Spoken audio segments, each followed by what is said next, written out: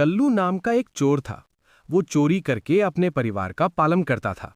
उसकी पत्नी का नाम कमला था। वो साधु संतों का बहुत आदर करती थी। उसकी 2 बेटियां थीं। गांव में एक साधु महाराज आए। गांव के बाहर बने मंदिर में वे साधु महाराज रहने लगे। वहीं पूजा पाठ करने लगे। प्रतिदिन शाम को वे लोगों को प्रवचन देते थे। कमला रोज उनके प्रवचन सुनने के लिए जाती थी। एक दिन उसने साधु महाराज से प्रार्थना करते हुए कहा, महाराज, कृपा करके एक दिन मेरे घर पर आइए। साधु महाराज ने उसकी प्रार्थना स्वीकार कर ली। अगले दिन वे उसके घर पहुंचे। घर के सभी लोगों ने साधु महाराज के पैर छुए। जब कल्लू ने जाकर महाराज जी के पैर छुए तो साधु महाराज ने पूछा, बच्चा, क्या काम करते हो? कल्लू को कुछ समझ नहीं आया कि क्या जवाब दे। बाबा ने उसकी आंखों में आंखें डालकर उसकी ओर देखा तो पता नहीं ऐसा क्या हुआ कि कल्लू धीमे स्वर में बोला, मैं चोर हूं, परिवार को पालने के लिए चोरी करता हूं। चोरी के अलावा मुझे और कुछ नहीं आता है। आप ही बताइए, मैं क्या करूं? साधु ने कहा, तुम सदा सच बोलने का व्रत लो। कल्लू ने सोचा कि वह अब कभी भी झूठ नहीं बोलेगा। उस रात उसने राजमहल में चोरी करने की योजना बनाई। किसी तरह वह राजमहल में घुसा। कल्लू राज खजाने के बाहर खड़ा ही था कि अचानक पीछे से किसी ने उसके कंधे पर हाथ रखा। एक धीमा स्वर कल्लू को सुनाई पड़ा, कौन?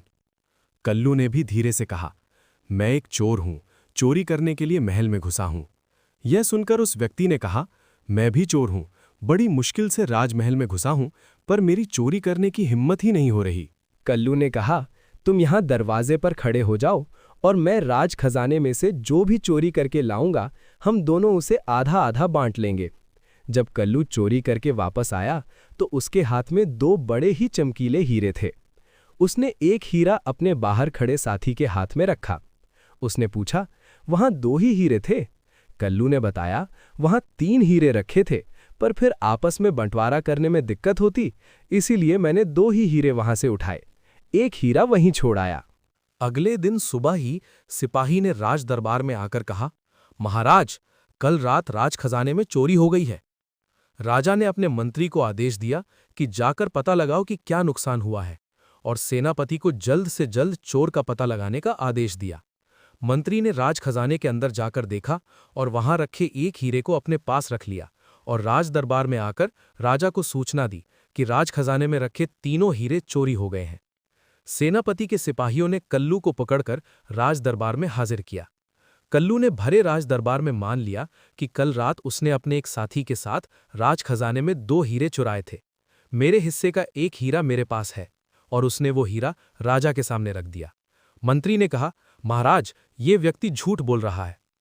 राजा ने एक हीरा स्वयं दरबार में पेश करते हुए सभा में सबको बताया कि इस चोरी में चोर का साथी वे स्वयं ही थे। चोर हैरान खड़ा था। राजा ने चोर की ओर देखकर कहा, तुम्हारी इस चोरी में तुम्हारा साथी मैं ही था। रात में भेष बदलकर मैं ही घूम रहा था। इसके बाद राजा ने सेनापति को आदेश दिया कि झूठ बोलने और चोरी करने के कारण मंत्री को कठोर सजा दी जाए।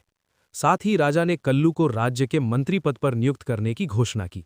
हमेशा सत्य बोलो और भगवान शिव पर विश्वास रखो, वे निश्चित रूप से आपकी मदद करेंगे। कृपया मेरा वीडियो लाइक करें और मेरे चैनल को सब्सक्राइब करें।